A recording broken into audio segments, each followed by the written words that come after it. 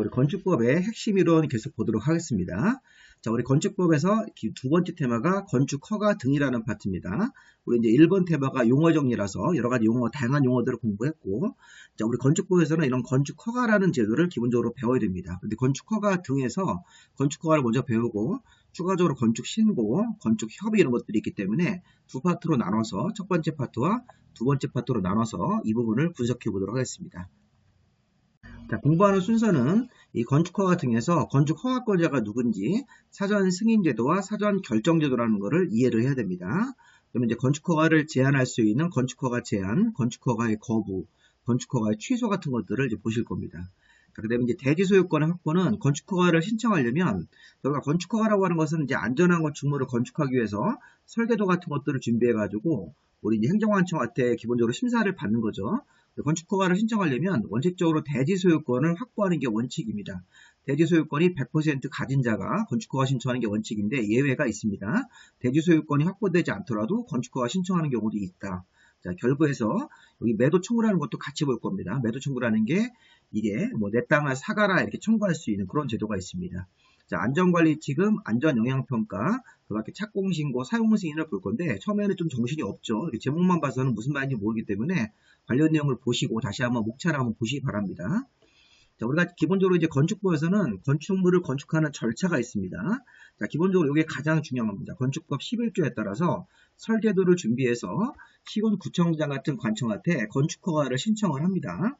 자, 건축허가를 받으면 공사를 착수하기 전에 착공신고라는 것을 별도로 내셔야 됩니다. 착공신고라는 관련 서류를 내시고 공사를 2년 안에 착수해야 됩니다. 자, 만약에 2년 안에 착수 안 하면 2년 되는 다음 날에 건축허가가 필수적으로 취소를 하여야 한다가 되는 겁니다. 2년 안에 공사를 착수해야 된다. 2년 안에 공사 착수 안 하면 건축허가를 필요적으로 취소를 하여야 한다가 되는 거죠. 자, 공사가 완공되면 마지막으로 사용승인이라는 걸 또 별도로 받아야 돼요. 건물이 이제 허가받은 그런 설계 도면대로 제대로 잘 됐는지를 사용승인을 또 시군구청장한테 신청해서 받아야 됩니다.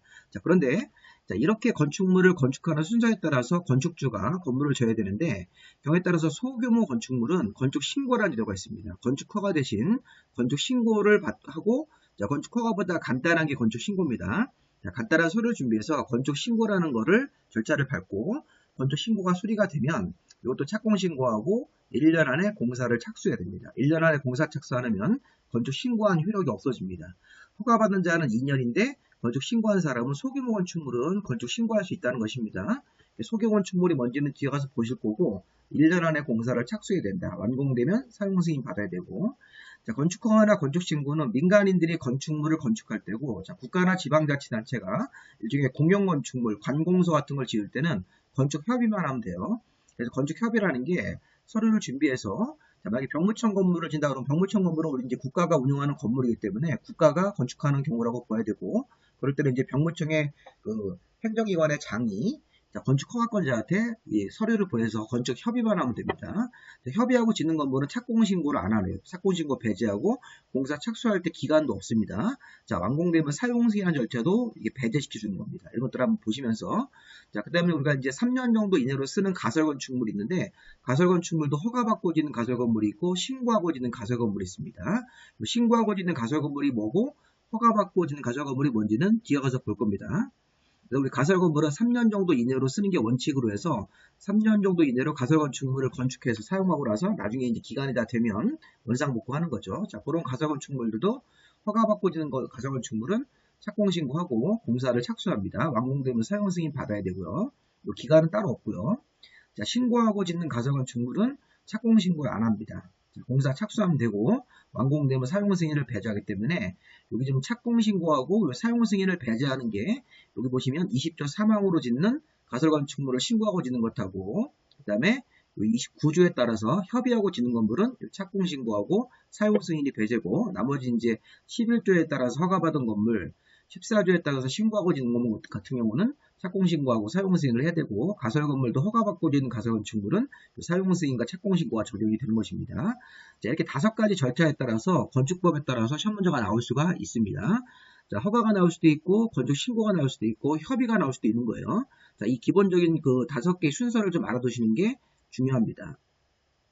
자, 그럼 이제 01번부터 우리 보겠습니다.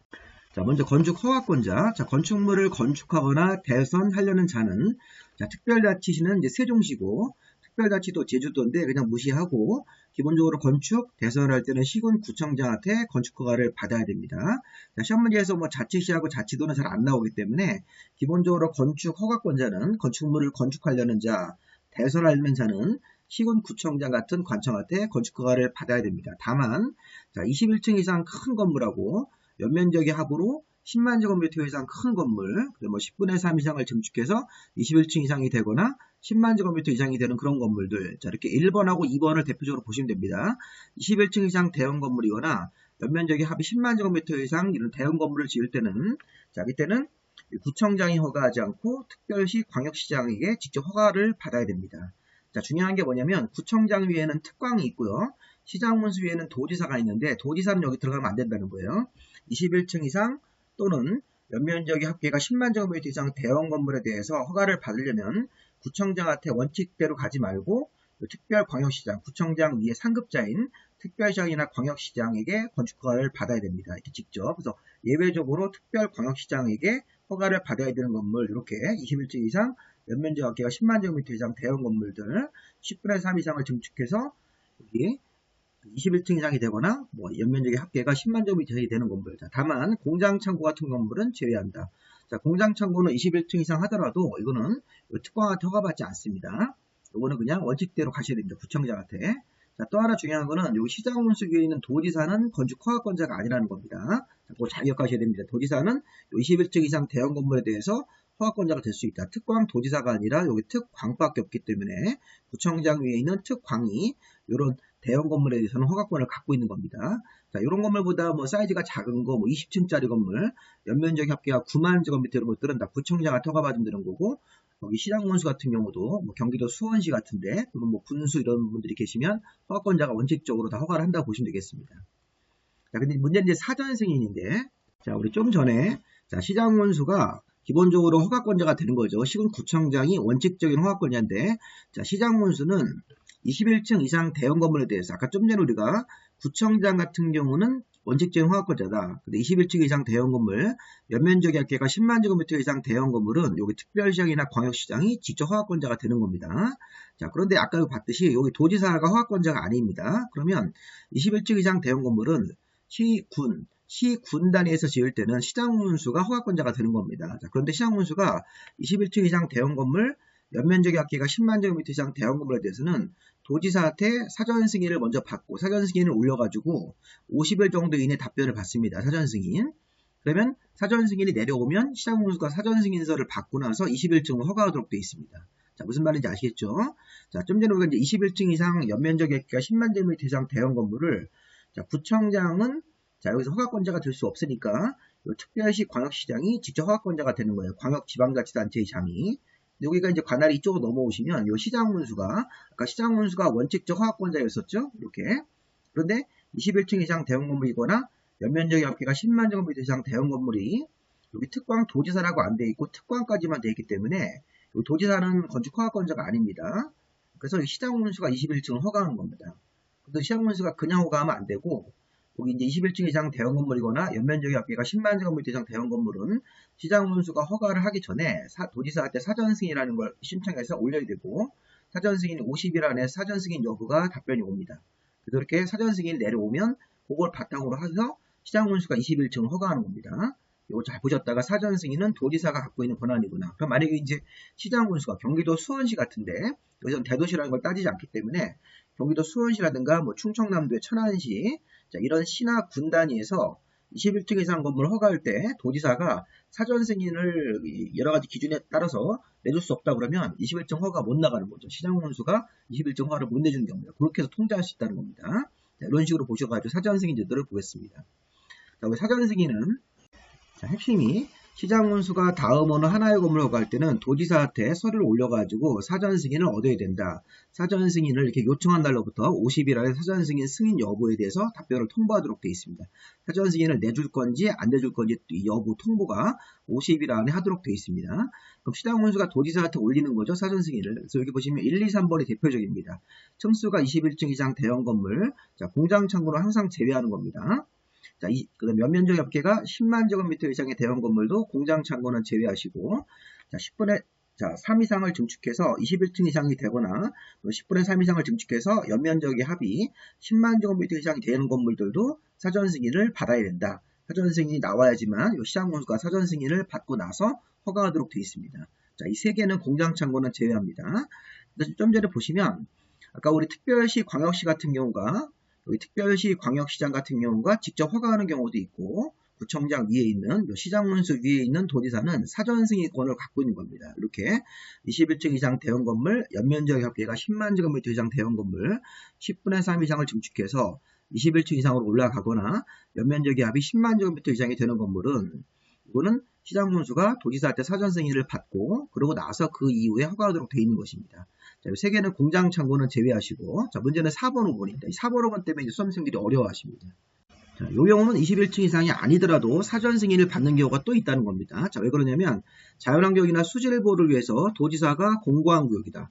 자, 자연환경을 보호하기 위해서 도지사가 공고한 구역인데, 자, 층이 3층 이상이거나 또는 연면적의 합으로 1,000제곱미터 이상의 5가지 건물을 건축할 때도 시장문수가 도지사한테 사전 승인을 또 얻어야 됩니다. 자, 보시면 자연환경 보호를 위해서 도지사가 공고한 구역이다. 거기서 3층 이상으로 이렇게 5가지 건물을 짓든지, 아니 3층이 아니더라도 연면적의 합계가 1,000제곱미터 이상으로 이 5가지 건물을 지을 때는 사전 승인을 받는 겁니다. 자, 시험 문제가 이 4번 지문 자체를 시험 문제에서 냈습니다. 이렇게. 많이 보십시오. 2층짜리 일반 음식점을 짓는다. 이렇게. 자연환경 보호를 위해서 도지사가 공고한 구역에서 연면적이 2층짜리 건물이고, 층이 2층짜리 건물이고, 그러면 일반 음식점이나 나오더라도 이 사전 승인을 받을 필요가 없죠. 2층이면 3층 이상이 되지 않기 때문에. 아니면 또 연면적으로 낼 수 있습니다. 연면적이 1,000제곱미터 이상의 일반 음식점, 일반 업무, 숙박이나 위락, 공동주택 이런 것들도 사전 승인을 받아야 됩니다. 그러니까 3층에 걸리든 1,000제곱미터 이상에 걸리든 둘 중에 하나가 걸리고, 공동주택 같은 거, 일반 음식, 일반 업무, 위락, 숙박은 사전 승인 대상이 된다. 어디서? 자연환경 보호를 위해서 도지사가 공고한 구역에서. 하나 더, 주거나 교육 환경을 위해서 도지사가 공고한 구역도, 자, 이때는 층이라든가 면적 없이 그냥 바로 위락, 숙박 2가지는 이 주거 환경에 안 맞을 수 있기 때문에 사전 승인을 받아야 되는 경우도 있다는 거죠.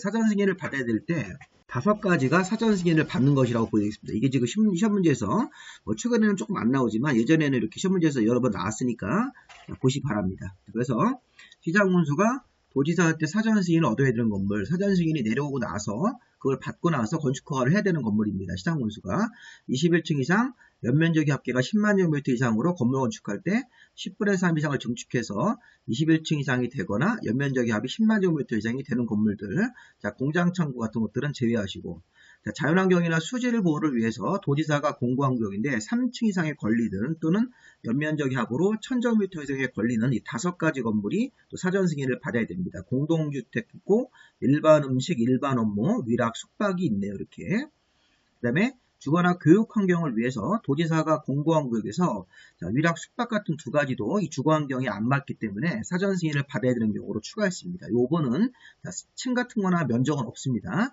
주거 환경을 위해서, 교육 환경을 위해서 도지사가 공고한 구역이면 위락, 숙박 모두가 사전 승인 대상이고, 자연환경 보호를 위해서 도지사가 공고한 구역은 사이즈가 3층 이상에 걸리든 1,000제곱미터 이상에 걸려야 됩니다. 둘 중에 하나에 걸리면서 5가지 건물이기 때문에 요즘 암기가 어렵습니다. 이 부분이. 공동주택, 일반 음식, 일반 업무, 위락, 숙박 이렇게, 자, 이런 것들이 사전 승인을 받아야 되는 건물로 확인을 좀 해보시기 바랍니다. 자, 다음, 자, 이번 사전 결정입니다. 용어가 좀 비슷한데 사전 승인은 시장문수가 도지사한테 이렇게 올려서 사전 승인을 받는 거죠. 자, 50일 정도 안에 답변이 내려옵니다. 자, 이번 사전 결정은 건축허가를 정식으로 내기 전에 건축주가 허가권자한테 사전 결정 신청을 할 수 있습니다. 사전 승인이 아닙니다. 사전 승인 신청이 아니라 사전 결정을 신청할 수 있다. 건축주가 허가권자한테. 이런 건 뭐냐면 우리가 건축물을 건축하려고 할 때 옆에 군부대가 있거나 문화재가 있으면 그 문화재나 군부대 때문에 건축허가가 안 나오는 경우도 있고 건축허가가 제한적으로 나오는 경우도 있습니다. 그래서 그런 것 때문에 건축주가 이제 궁금한 거예요. 건축물을 건축하는데 여러 가지 어떤 제약 조건이 있는지에 대해서 정식으로 건축허가를 받으려면 설계도를 그려야 되는데 이 설계도 같은 거 그리기 전에 먼저 사전 결정 같은 것들을 간단한 서류를 준비해서 먼저 신청을 해가지고 건축허가 나오는지 여부, 건축 가능한 규모 이런 것들에 대해서 미리 물어보는 겁니다. 그래서 건축주가 허가권자한테 건축허가를 정식으로 신청하기 전에 사전 결정으로 여러 가지 형태로 물어볼 수 있습니다. 건축허가가 가능한지, 옆에 문화재가 있는데 건축허가 나올 수 있습니까? 이렇게 물어본다는 겁니다. 나오면 몇 층까지 나옵니까? 그 밖에 문화재 때문에 여러 가지 고려사항 같은 게 있을 건데 그런 것에 대해서 사전 결정이라는 걸 신청할 수 있고, 자, 사전 결정이 딱 결정되면 7일 안에 답변을 송부하도록 되어 있습니다. 자, 사전 결정 통지를 받으면 2년 안에 정식으로 건축허가 신청을 내야 됩니다. 자, 만약에 건축허가를 2년 지날 때까지 안 내고 계속 미루면 이 사전 결정 받은 효력이 상실됩니다. 자, 그리고 사전 결정 신청해서 답변 통지를 받고 나서 2년 안에 건축허가가 들어갔습니다. 그럼 건축허가 받았으면 또 공사 착수하는 건 2년이죠. 옛날에 첫 문제가 뭐였냐면 사전 결정을 신청해서 답변을 통지받았다. 그럼 2년 안에 공사를 착수한다 이렇게 되셨습니다. 그럼 안 됩니다. 사전 결정은 미리 물어본 거고, 사전 결정 통지를 받으면 정식으로 건축허가 신청을 내야 되고, 건축허가를 받으면 받은 날로부터 2년 안에 공사 착수이기 때문에 이런 식으로 해서 이렇게 2년으로 넘어가는 겁니다. 자, 사전 결정서를 한번 보겠습니다. 자, 사전 결정은 건축주가 건축허가를 신청하기 전에, 자, 건축주가 주어입니다. 아까 사전 승인은 시장문수가 주어고 도지사한테 물어보는 거니까 사전 승인은. 근데 이번에는 이제 건축주가 건축허가를 신청하기 전에 허가권자한테, 자, 이 법이나 다른 법률에서 허용되는지 여부, 자, 이 법이나 다른 법률의 제약 조건 때문에 허용이 안 되는 경우도 있기 때문에, 자, 건축주가 건축허가를 내기 전에 사전 결정을 신청해서 허가가 나오는지 허용 여부, 허가 가능한 규모, 그 다음에 이제 그 밖에 건축허가 신청할 때 여러 가지 고려사항 같은 게 뭔지 이런 거에 대해 사전 결정을 신청할 수가 있네요. 자, 사전 결정이 딱 결정이 되면 7일 안에 결과를 통지해 줘야 됩니다. 그러니까 사전 승인 같은 게 올라갔을 때는 요청일로부터 50일 안에 답변 통보인데, 이 사전 결정 신청이 들어가면 사전 결정을 딱 한 날짜로부터 7일 안에 결과를 통지하도록 되어 있습니다. 자, 사전 결정의 신청자는 건축위원회 심의나 교통영향평가 검토를 동시에 신청할 수 있습니다. 건축심의라든가 교통검토 같은 것들을 동시에 신청할 수도 있고, 자, 사전 결정 신청된 건물의 대지 면적이, 자, 이렇게 환경영향평가 대상이면 사전 결정을 하는 과정에서 내부적으로 환경부 장관이나 지방환경관서 장관과 협의를 해야 됩니다. 이렇게 환경영향평가 대상이면, 사전 결정 신청된 건물의 대지 면적이 환경영향평가 대상이라면 환경부 장관이나 또는 지방환경관서 장과 미리 협의해야 된다. 이렇게 해서 이런 것들이 세부적으로 붙어 있는 겁니다. 사전 결정 관련돼서 건축위원회 심의나 교통영향평가 검토를 동시에 신청할 수도 있고, 사전 결정 신청 들어간 건물의 대지 면적이 환경영향평가 대상이면 이런 환경관서 장들하고 미리 협의해서 문제가 없다고 결정이 나와야지만 사전 결정 답변을 주라는 겁니다. 자, 근데 의제, 자, 이 의제가 중요하고 요 4번, 5번이 제일 중요합니다. 사전 결정에서. 자, 의제는 뭐냐면 사전 결정 통지를 받으면 좋은 점이 생깁니다. 자, 요 네 가지 관련 허가를 같이 받은 것으로 보는 겁니다. 받은 것으로 의제주기 때문에. 사전 결정 통지를 받았습니다. 아직 건축허가를 안 받았지만 미리 개발행위 허가, 국토법상 개발행위 허가, 자, 농지법상 농지를 개발할 수 있는 농지 전용 허가라든가 신고 이런 것들, 자, 산지 임야를 개발할 수 있는 임야 전용 허가라든가 임야 전용 신고, 그 밖에 하천을 이용할 수 있는 하천 전용 허가를 같이 받은 것으로 본다. 사전 결정 통지 받으면 요 네 가지 관련 허가라든가 이런 신고 같은 것들 한 것으로 보는 건데, 자, 문제는 여기 이제 디귿번을 잘 보세요. 첫 문제도 3번이나 나왔는데 요 산지 전용 허가를 받은 것으로 보는데, 자, 우리나라 산지는 보존 가치가 있을 때는 보존 산지가 있고 보존 가치가 좀 떨어지면 준 보존 산지라는 게 있습니다. 근데 보존 산지는 이게 도시 지역에서만 이걸 의제받은 것으로 보고, 비도시 지역 같은 관리 지역이나 농림 지역에서는 이런 보존 산지에 대해서 이런 산지 전용 허가를 받은 것으로 볼 수가 없다는 것입니다. 자, 무슨 말인지 아시겠나요? 굉장히 어렵죠? 근데 지금 제가 말하고 있는 게 시험 문제입니다. 자, 무슨 얘기냐면, 자, 우리나라 산지는 보존 산지하고 준 보존 산지라는 게 있습니다. 그런데 이 산지 전용 허가를 받은 것으로 이렇게 간주하는데, 이 산지가 보존 산지는 장소가 정해져 있다는 거예요. 도시지역, 국토계획법상 도시지역에서만 이 산지 전용 허가를 받은 것으로 본다. 그럼 이제 우리가 준 보존산지 같은 거, 보존산지 같은 경우는 만약에 우리가 산지가 보존산지가 아닌 준 보존산지면 장소 같은 걸 따지지 않고 받은 것을 의제를 해주는데, 자, 중요한 건 시험 문제에서 이렇게 나옵니다. 자, 시험 문제가, 자, 보존산지에 대해서, 자, 관리지역에서도 이 산지전용 허가를 받은 것으로 본다. 이렇게만 좀 알아주면 되겠습니다. 그럼 틀린 겁니다.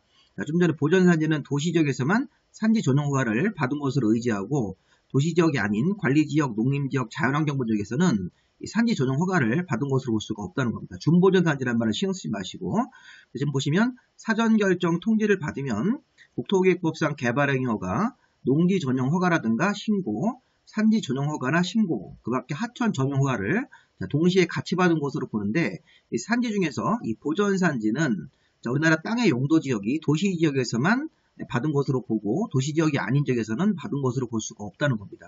그렇게 해서 이 부분 한번 좀 잘 보시고, 사전 결정 통지를 받으면 2년 안에 건축허가를 정식으로 신청해야 되고, 건축허가 신청을 안 하면 그 2년 되는 다음 날에 사전 결정 효력은 상실됩니다. 거기서 사전 결정을 신청해서 통지를 받으면 2년 안에 건축허가를 신청을 해야 된다. 이렇게.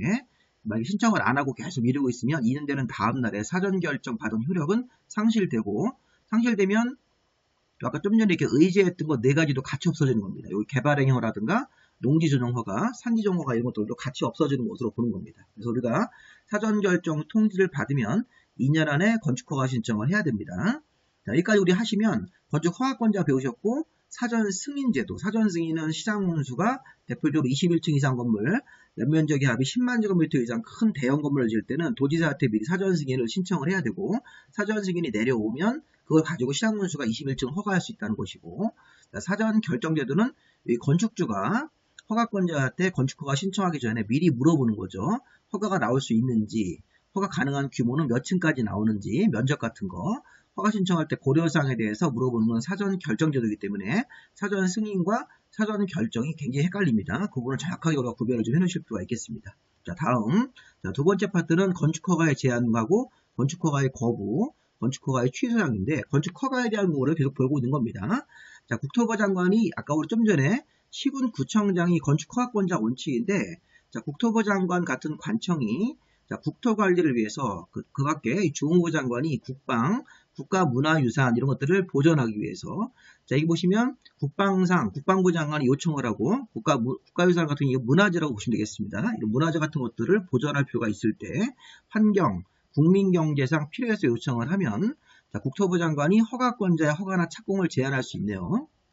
자, 이게 무슨 말입니까? 아까 우리 건축허가권자를 원칙적으로 시군구청장, 시군구청장이 허가 내주는 그 행위 자체를 제한할 수 있다는 겁니다. 내주지 말라고. 또 허가 내준 건물에 대해서 착공도 제한할 수 있다는 것입니다. 자, 누가? 국토부 장관이, 자, 왜?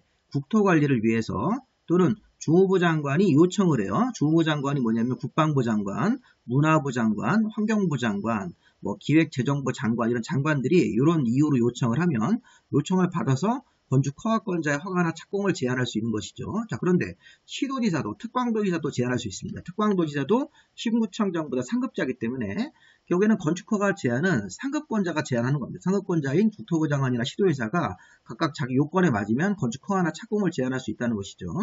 자, 특광도지사인 시도지사도 지역계획이나 도시계획상 필요하면, 자, 우리 좀 전에 자, 국토부 장관은 자, 이렇게 국토관리라든가 국방, 여기 국가유산, 요즘 새로 생긴 용어가 저 입이 안 배는데, 자, 국방, 국가유산, 환경, 자, 국민경제 같은 이유로 제한하는 것은 국토부 장관의 제한 사유고, 시도지사는 지역계획이나 도시계획상 필요하다고 인정을 하면 시도지사보다 아래 허가권자인 시군구청장의 허가나 착공을 제한할 수 있다는 것이네요.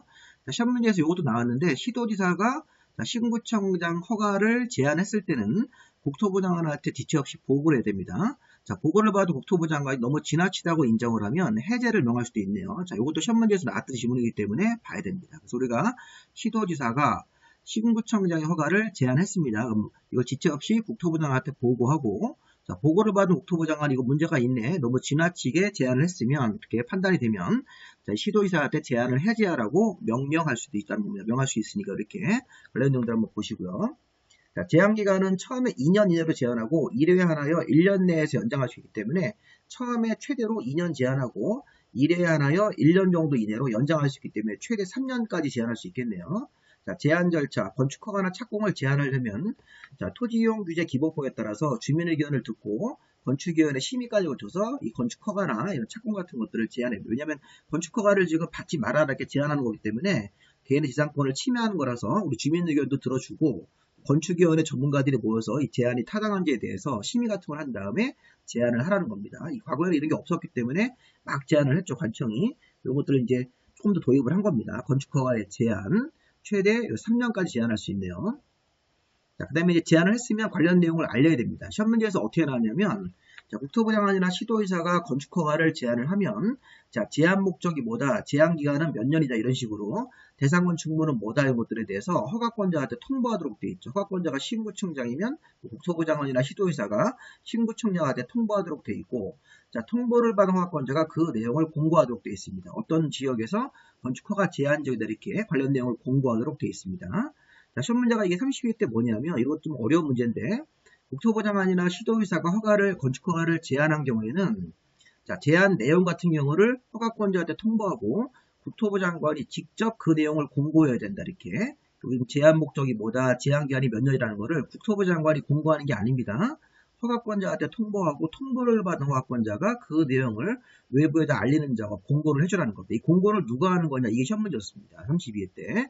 자, 나중에 풀다 보시면 그런 게 나오실 거예요. 자, 지금, 자, 장관이나 시도의사가 건축허가를 제안했을 때는 제한 목적, 제한 기간이 몇 년이라는 사실, 대상 건축물이 뭐냐, 이런 것들에 대해서 상세하게 정해서 허가권자한테 통보하고, 통보를 받은 허가권자가 이 시군구청장 같은 관청에 통보받으면 시군구청장 같은 허가권자가 그 내용을 공고하도록 되어 있습니다. 국토부 장관이 공고하는 게 아니라.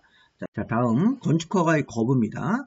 자, 건축허가를 하고자 하는 경우에는 한국 건축규정의 준수 여부를 확인해야 됩니다. 자, 한국 건축규정이라는 게 건축법 내용들을 총정리한 관련 규정입니다. 그래서 한국 건축규정의 여러 가지 기술적인 측면, 뭐 안전규정이라든가 여러 가지 건축 설비 같은 것들, 자, 이런 것들이 모두 맞았을 때 우리 건축허가를 하는 경우죠. 그래서 건축허가를 하고자 하는 경우에는 한국 건축규정 준수 여부를 확인해야 됩니다. 자, 그런데 다음의 건축물의 경우에는 건축위원회 심의에 거쳐서 건축허가를 하지 아니할 수 있다. 건축허가를 이게 거부할 수 있다는 것인데, 자, 한국 건축규정에는 모두 맞더라도 위락이나 숙박설 같은 게 주거나 교육 환경이 안 맞다고 인정이 되면 건축위원회 심의를 해서, 자, 건축허가를 하지 아니할 수 있다는 것입니다. 지금 해석하실 때 한국 건축규정의 여러 가지 기술적인 측면, 안전규정, 관련 여러 가지 설비규정 같은 게 모두 맞더라도 위락 숙박 같은 거, 위락시설 가면 술집 같은 것들, 숙박설 같은 모텔이 주거지 근처에서 이렇게 주거나 교육 환경이 안 좋다고 판단이 되면 한국 건축규정과 관계없이 건축허가를 거부할 수 있다는 것이고, 자, 또 이번에 이제 안전 문제 때문에 거부할 수도 있습니다. 두 번째, 방제지구, 자연재해 위험 개선지구라는 게 주로 뭐 산사태 같은 것들이 자주 생기는 지역들, 자, 상습 침수 우려가 있는 지역, 자, 이런 지역도 이렇게 우리 여름에 장마 때, 태풍 때 비가 많이 오면 침수가 자주 되는 지역들이 있죠. 저지대. 자, 이런 지역에서 별도로 인정되는 지역이라면 건축물을 건축하는 과정에서 건축물의 일부 공간에다가 거실 설치가 부적합하다고 인정이 되면 한국 건축규정과 관계없이 건축허가를 거부할 수 있습니다. 자, 개정된 게 뭐냐면 여기 지하층이 빠졌습니다. 과거에는 지하층에 대해서만 거부를 했는데 지하층에다가 거실 설치하는 것만 거부했는데 요즘에는 이게 침수가 되면 1층이나 2층까지도 침수될 가능성이 있기 때문에, 자, 지하층이라는 말을 빼고 그냥 허가권자가 판단해서 건축물에 대해서 일부 공간에 거실 설치가 부적합하다고 인정하면 해당 건물에 대해서 이 건축허가를 거부할 수 있다는 것입니다. 하나는 주거나 교육 환경 때문에 위락 숙박에 대해서 거부하는 거고, 자, 밑에 거는 안전 문제 때문에 방제지구, 자연재해 위험 개선지구, 상수 침수 우려가 있는 지역에서, 자, 건축물 안에다가 사람들이 머무는 공간이 거실 설치하는 것 자체가 문제가 있다고 판단이 되면 심의를 거쳐서 건축허가를 하지 아니할 수도 있다는 것입니다. 자, 우리 앞에서 건축허가 제안은 국토부 장관이나 시도지사가 자기 아래에 있는 허가권자를 제안하는 거죠. 건축허가를 내주지 말라고 건축허가를 제안할 수 있습니다. 자, 건축허가의 거부는 한국 건축규정과 관계없이 이런 두 가지 사유가 있으면 건축허가를 하지 아니할 수 있다. 이렇게 허가권자가 그런 얘기입니다. 자, 건축허가의 취소, 우리 앞에서 조금 보신 거죠. 자, 다음 어느 하나에 해당되면 건축허가를 취소해야 된다. 필요적 취소입니다. 자, 취소하기 전에 사전 청문 절차를 거쳐야 됩니다. 자, 허가받은 날로부터 2년 안에 공사 착수 안 하는 경우 대표적인 거죠. 자, 허가를 받으면 2년 안에 공사를 착수해야 됩니다. 앞에 그림을 잠깐 가보시면 건축허가를 받으면 2년 안에 공사를 착수해야 되고, 착수하지 않으면, 자, 2년 되는 다음 날에 건축허가를 취소해야 한다가 되는 것입니다. 자, 만약에 건축허가 받기 전에 사전결정을 먼저 신청해서 사전결정 통지받으면 사전결정 통지로부터 2년 안에 건축허가 신청을 해야 되고, 자, 건축허가를 받은 게 확인되면 다시 또 2년 안에 공사 착수를 해야 된다. 요걸 지금 이제 설명하고 있었던 겁니다. 다시 오시고, 자, 건축허가를 취소를 해야 된다. 다음 사유가 있었을 때 허가받은 날로부터 2년 안에 공사 착수 안 하는 경우, 자, 조심할 게 뭐냐면 공장 같은 경우는 또 3년으로 기간이 좀 바뀝니다. 산업직접 활성화 및 공장 설립에 관한 법률에 따라서 공장 같은 걸 지을 때는 3년 정도로 이 기간을 또 연장해 줍니다. 자, 공사에 착수했는데 공사 완료가 불가능하고 인정하는 경우는 이런 2년과 관계없이 자, 2년 안에 공사를 착수했지만 공사 완료가 불가능한 경우도 있죠. 이제 건축주가 이제 경제적인 사정상 건축을 더 이상 못하는 경우도 있을 수 있습니다. 그럴 때는 판단해서 건축허가를 또 취소해야 되는 그런 사유가 되면 취소해야 되는 것이고, 자, 착공신고, 건축허가를 받아놓고 나서 착공신고 전에 자, 건축허가 받아놓은 땅이 경매나 공매 등으로 이 소유권이 다른 사람한테 넘어가는 경우도 있습니다. 소유권이 상실되고 나서 경공매로 토지를 취득한 사람이 6개월이 경과할 때까지 공사를 또 안 하고 있고, 또 그 이후에도 공사 완료가 불가능하다고 판단이 되면 또 건축허가를 필수적으로 취소를 해야 되는 것입니다. 자, 기본적으로 1번이 제일 중요합니다. 2년 안에 공사 착수 안 했을 때, 공장은 3년, 또 2번하고 3번도 해당 사유에 해당되면 건축허가를 취소해야 되는 사유, 의무적으로, 필요적으로 취소해야 되는 사유가 있습니다. 자, 기간 연장. 자, 정당한 사유가 있으면 1년 범위안에서 착수 기간을 연장할 수 있습니다. 아까 우리가 좀 전에 2년 안에 공사를 착수해야 되는데 정당한 사유가 인정이 돼서 자, 건축주 요청에 따라서 허가권자가 정당한 사유가 있다고 인정을 하면 1년 범위안에서 착수 기간을 연장할 수도 있다는 것입니다. 다음, 자, 대지 소유권의 확보와 매도 청구. 자, 이건 뭐냐면 건축허가를 받으려면 대지 소유권을 확보하고 건축허가를 신청해서 받아야 된다는 것입니다. 이게 무슨 얘기냐면 대지 소유권자가 건축허가 신청을 내는 게 원칙이라는 뜻입니다. 자, 그런데 1000제곱미터라는 대지가 있으면 1000제곱미터를 모두 소유한 사람이 건축허가를 신청하는 게 원칙인데 다음 어느 하나에 해당되는 경우는 그러하지 않습니다. 그러니까 소유권을 확보하지 않더라도 건축허가 신청하는 예외가 여기 1번부터 여기 5번까지가 있는데 자, 대표적으로 1, 2, 3번만 보시면 됩니다. 자, 보십시오. 자, 건축을 하려는 건축주가 소유권을 확보하지 못했지만 대지를 사용할 수 있는 권한이 뭔가요? 자, 지상권, 전세권, 임차권 이런 걸 가진 사람도 자기가 이제 건축주가 되겠다. 남의 땅을 사용할 수 있는 지상권, 전세권 또는 토지 임차권 같은 게 있는 사람도 건축허가 신청을 할 수가 있다는 겁니다. 자, 그런데 조건이 있습니다. 자, 이렇게 지상권이나 임차권을 가지고 건축물을 지어서 자, 분양 목적의 공동주택 같은 걸 지을 때는 안 됩니다. 분양 목적 공동주택은 반드시 소유권을 가진 사람만 자, 건축허가를 받고 그런 다음에 공동주택을 지어서 분양을 하라는 것입니다. 그래서 이게 보시면 사용할 수 있는 권한을 가진 사람도 건축허가 신청할 수 있다. 그런데 자, 건축허가를 받아서 건축하는 건물이 분양 목적의 공동주택일 때는 이걸 적용할 수가 없다는 것입니다. 제외이기 때문에. 자, 두 번째는 이게 공유대지입니다. 공유대지. 자, 건축주가 건물이 노후화돼가지고 신축, 개축, 재축이라든가 리모델링을 하려고 건축허가를 좀 받으려고 하고 있는데 해당 대지에 공유자 수가 있습니다. 공유자. 자, 만약에 한 필지 토지를 5명이 공유하고 있다. 그럼 공유자 수의 100분의 80, 공유 지분의 100분의 80을 둘 다 받으면 자, 나머지 100분의 20이 동의 안 해주더라도 소유권이 80% 정도만 확보해도 건축허가를 신청할 수 있다는 뜻입니다. 자, 이거는 그림을 보시면 1000제곱미터라는 하나의 대지가 있는데 5명이 공유하고 있네요.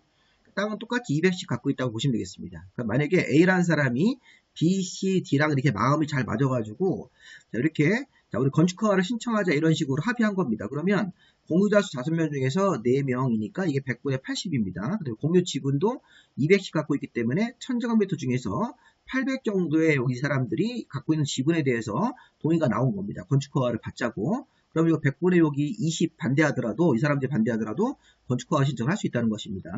자, 우리 앞에서 소유권을 100% 가진 사람만 건축허가 신청하는 건데 자, 공유 토지일 때는 공유자 수 100분의 80 이상 동의와 동시에 공유자가 갖고 있는 그 지분이 있죠. 아까 1000제곱미터 중에서 800 정도 지분 정도가 나오면 이렇게 100분의 80을 적용해가지고 모두 동의가 나오면 이 두 가지를 모두 맞추면 소유권이 100% 없더라도 건축허가 신청할 수가 있다는 것입니다. 자, 세 번째, 국공유지가 있는데 자, 건축하려는 대지에 국가 땅이 조금 섞여 있습니다. 만약에 1000제곱미터 중에서 600은 개인 땅이고 나머지 400에 대해서 국가가 가지고 있는데 그 400에 대해서 국가 토지관리청이 해당 토지를 매각하겠다고 또는 양여라는 게 증여랑 같은 뜻입니다. 매각이나 양여하겠다는 것을 확인했습니다. 이렇게 해서 이 건축주가 땅을 600 갖고 있고 어떤 개인이 국가 땅이 400에 있는데 그 400의 땅을 관리하는 토지관청이 건축주한테 토지를 매각하겠다고 약속을 했으면 이것도 100% 소유권이 확보되지 않더라도 건축허가 신청을 할 수 있다는 것입니다. 자, 그 밖에 집합건축물의 공용 부분을 변경하려고 하는데 자, 여기 집합건축물법상 결의가 이게 5분의 4입니다. 자, 이렇게 이것도 집합건물법상 결의 같은 것들이 5분의 4가 나오면 소유권이 100% 확보하지 않더라도 건축허가 신청할 수 있으니까 자, 대지소유권의 확보, 대지소유권이 100% 확보돼야지만 건축허가 신청할 수 있는데 그러지 않은 경우가 있네요. 자, 이렇게 사용할 수 있는 권한을 가진 사람도 건축허가 신청할 수 있지만 분양 목적의 공동주택을 짓는 경우는 안 된다. 자, 공유 토지일 때는 공유자 수와 공유 지분을 이렇게 둘 다 100분의 80을 맞추면 소유권이 100% 없더라도 뭐 동의한 사람 그 사람들의 80% 지분만 가지고도 건축허가 신청할 수 있다는 것입니다. 자, 국가 땅이나 지방자치단 땅이 일부 이렇게 포함되어 있을 때는 국가나 지방자치단체 땅의 토지의 관리청들이 미리 땅을 팔겠다고 이렇게 약속 같은 걸 하는 증서를 만들어주면 그거 가지고 소유권을 100% 확보한 것으로 보고 건축허가 신청을 할 수가 있다는 것입니다. 이렇게 3개 정도만 보시면 되겠습니다. 그 다음에 이제 매도 청구는 뭐냐면, 자, 좀 전에 아까 100분의 20, 요 사람입니다. 요 사람. 여기 4명이 여기 마음을 잘 맞춰서 건축허가를 받았습니다. 건축허가를 받고 나서, 이렇게 건축허가에 반대하는 사람의 땅에 대해서 우리에게 넘겨라, 이렇게 매도 청구를 할 수 있다는 것입니다.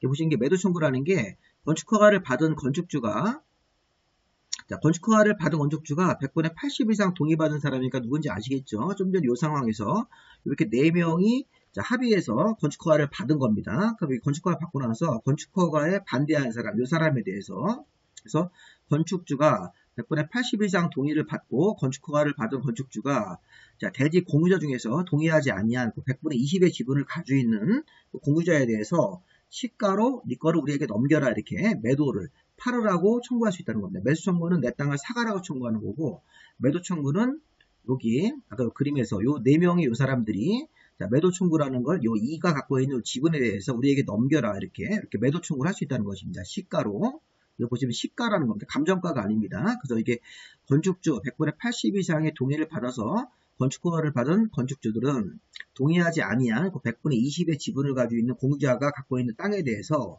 자, 시가로 매도할 것을 청구할 수 있다. 우리에게 넘기라고 매도 청구에 불응하면 소송으로 갈 수 있습니다. 자, 매도 청구하기 전에 3개월 이상 충분하게 가격 협의를 먼저 해보시고요. 이렇게 자, 매도 청구라는 게 어떤 상황에서 나오는지를 잘 이해해 보시기 바랍니다.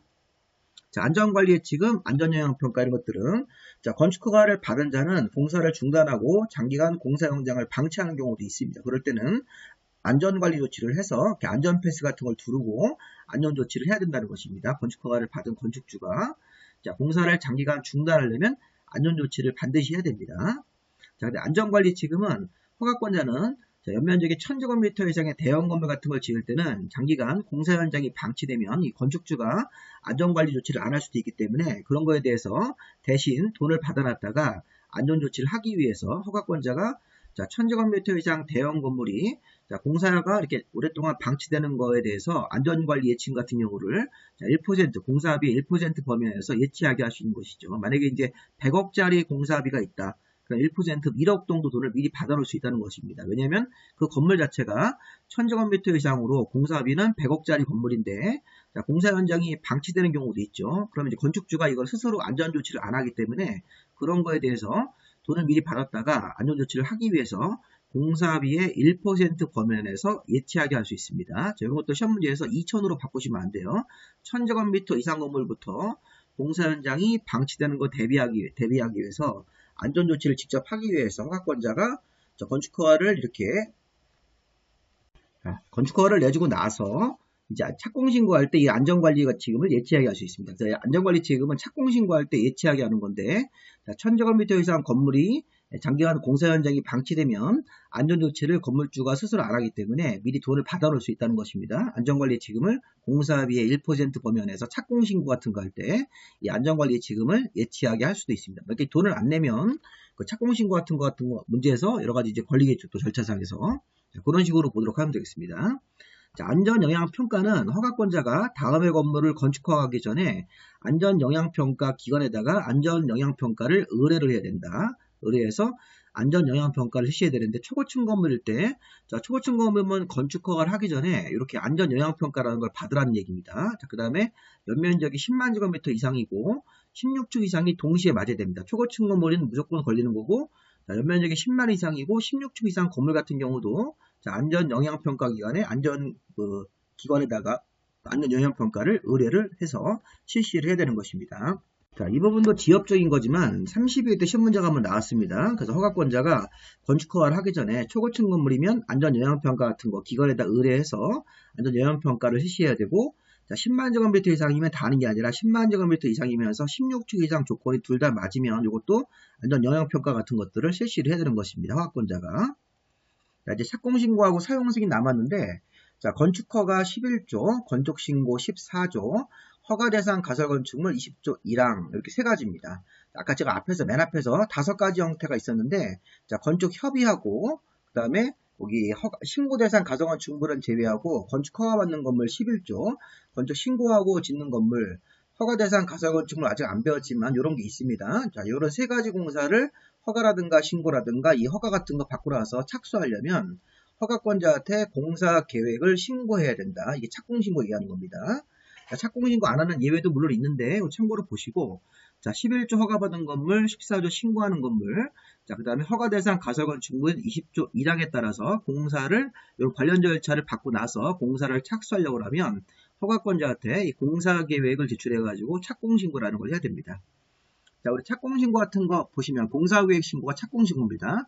착공신고가 들어갈 때는 공사 감리자와 공사 시공자가 정해지면서, 자, 공사 감리자, 시공자가 함께 그 공사계획 신고, 착공신고서에 함께 서명을 해야 되고, 자, 문제가 없으면 3일 안에 착공신고가 수리가 됐다고 이렇게 통지가 들어가야 됩니다. 문제가 있으면 이제 문제가 있다고 뭐 보충서를 내라 이런 식으로 하겠고, 문제가 없으면 3일 안에 신고 수리 여부를 통지하는 거고, 자, 3일 안에 아무런 문제가 없어도 신고 수리 통지가 없을 때는 3일 지나고 나서 신고가 된 것으로 보는 것입니다. 자, 상세 시공 도면, 자, 연면적의 두께가 5천 이상 큰 건물일 때는, 자, 공사 감리자가 시공자한테 상세 시공도면을 작성하도록 이렇게 할 수도 있습니다. 이것도 한번 보시기 바랍니다. 상세 시공도면은 공사 감리자가 시공자한테 상세 시공도면을 좀 만드십시오. 이렇게 할 수 있다는 것입니다. 5,000제곱미터 이상 대형 건물 같은 거에 대해서 감리자가 시공자한테 요구할 수 있다. 상세 시공도면을. 착공신고는 착공신고서가 들어갈 때 감리자와 시공자가 함께 서명을 해줘야 되는 거고, 3일 안에 신고 수리 여부를 통지하도록 되어 있습니다.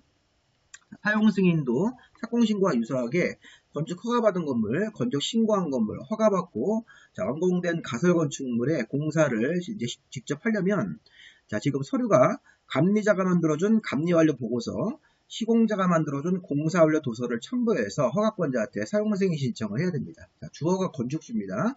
자, 건물의 주인 건축주는 허가받은 건물, 건축 신고하고 지은 건물, 허가대상 가설 건축물 이 세 가지 형태의 건물입니다. 자, 좀 이따 이제 그 다음 강의에서 건축 신고는 배울 겁니다. 자, 어쨌든 건축 허가받고 지은 건물, 신고하고 지은 건물, 허가받고 지은 가설 건물을 사용하려면 사용 승인을 신청해야 되는데, 신청할 때 내는 서류는 감리자가 만들어준 감리완료 보고서, 시공자가 만들어준 공사완료 도서를 첨부해서 건축주가 이런 서류를 받아가지고 허가권자한테 사용 승인을 신청합니다. 자, 사용 승인은 신청서가 들어가고 나서 7일 안에 사용 승인서를 교부해야 됩니다. 자, 이게 7일 안에 검사를 해가지고 문제가 없으면 교부해야 되고, 자, 만약에 이 경우도 이 검사 합격됐는데 사용 승인서를 7일 안에 교부 안 하면 8일째 그냥 사용할 수 있는 것입니다. 뒤에서 이제 배우실 겁니다. 자, 그 다음에 이제 의제는 사용 승인을 받으면 또 좋은 점이 있죠. 자, 하수법상 여기 개인 하수 처리시설 준공검사, 자, 대기환경 보존법상 여기 뭐 대기오염물질 배출시설 가동 신고 이렇게 포함해가지고 총 11개 사항을 같이 받은 것으로 보는 겁니다. 이런 것들은 그냥 참고로 보십시오. 자, 사용 승인을 받으면 여기 뭐 개인 하수 처리시설 준공검사하고 대기오염물질 배출시설 가동 신고 등 11가지 관련 어떤 검사 같은 것들을 같이 받은 것으로 간주하도록 되어 있습니다. 자, 임시사용 승인은 정식으로 사용 승인을 얻은 후가 아니면 건물을 사용할 수 없는 것인데, 다만 사용 승인서를 받은 날로부터 7일 안에 이제 사용 승인서를 미교부하는 겁니다. 검사 합격했는데도 교부하지 않고 있을 때는 8일째 그냥 사용할 수 있고, 그 다음에 임시 사용 승인 같은 걸 받았을 때는 그러하지 않다기 때문에, 자, 사용 승인서를 얻지 않으면 건물을 사용할 수 없지만 이런 노란색 조건에 걸리면 사용할 수도 있다는 것입니다. 7일 안에 사용 승인서를 미교부하거나 임시 사용 승인 같은 것들을 받았을 때는, 자, 여기 사용 승인서가 나오지 않았더라도 사용할 수 있는 거죠. 임시 사용 승인 같은 걸 받고 이렇게 임시 미리 사용할 수 있다는 뜻이고, 7일 안에 검사 합격했는데도 미교부했을 때는 이건 문제가 있기 때문에 관청이 문제가 있는 거죠. 그럴 때는 8일째 건물을 사용할 수 있습니다. 자, 임시 사용승 기간은 2년 이내로 하고, 대형 건축물인 경우에는 임시 사용승 기간도 연장을 할 수가 있습니다. 자, 여기까지 보시면 되겠습니다. 건축 허가 1을 보셨고, 이제 건축 허가 2를 바로 이제 설명을 해서 또 강의 올리도록 하겠습니다. 여기까지 마무리하겠습니다.